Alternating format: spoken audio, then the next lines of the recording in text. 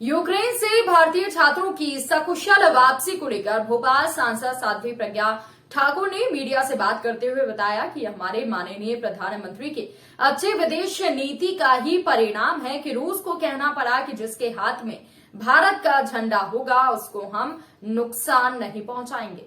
इसी के चलते वहां फंसे पाकिस्तानियों को भी हमारा झंडा थामना पड़ रहा है। अपने आप को बचाने के लिए आज मोदी जी के नेतृत्व में तमाम देशों में भारत की एक अलग छवि बनकर उभरी है।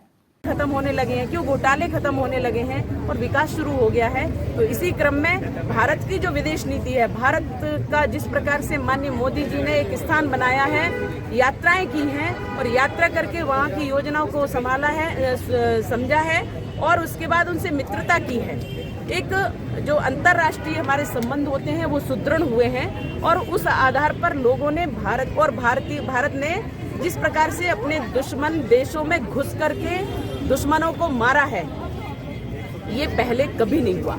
और इस प्रकार से हमारे देश के सैनिकों की रक्षा, देश की जनता की रक्षा के लिए और जिस प्रकार से सैन्य पावर, रक्षा पावर बढ़ाया गया है, उसमें भारत अग्रणी हुआ है और इसी आधार पर पूरा विश्व भारत की ओर देखने लगा है।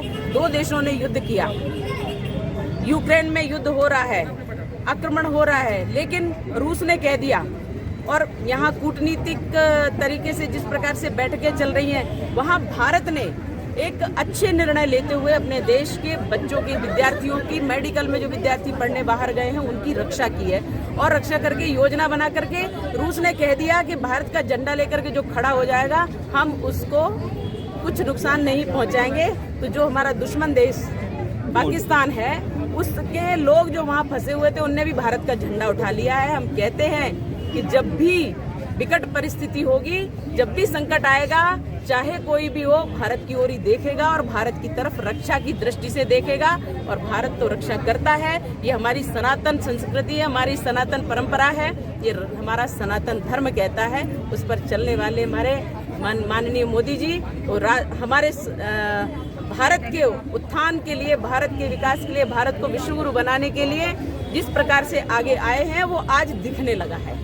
और जिस प्रकार से वो पाकिस्तानियों ने झंडा उठा लिया है, बस में भारत का झंडा लगा है, कोई नुकसान नहीं पहुंचा उनको।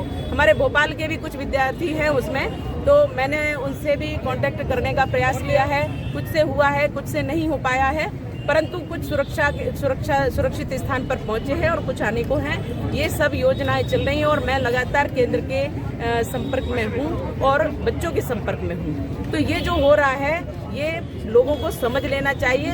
सिर्फ रोटी कपड़ा और मकान की मांग थी एक समय में, तो वो रोटी कपड़ा और मकान भी मिल रहा है, सुरक्षा भी मिल रही है और विकास भी दिख रहा है और राष्ट्रीय सुरक्षा अनिवार्य है, वो हो रहा है। और भारत जिस प्रकार से दृढ़ होकर के और मजबूत होकर के और शिखर पर पहुंचा है, सभी देश उसकी तरफ देख रहे हैं, निहार रहे हैं। ये भारत की शक्ति है, भारत माता की जय। दीदी, वो एक छात्र की मौत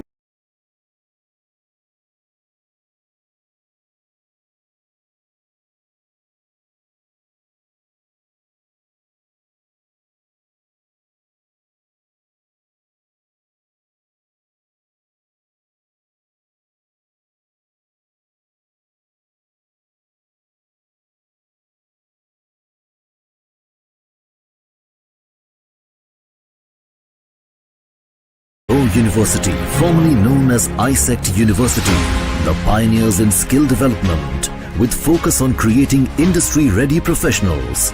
Join India's premier skill-based university, Rabindranath Tagore University.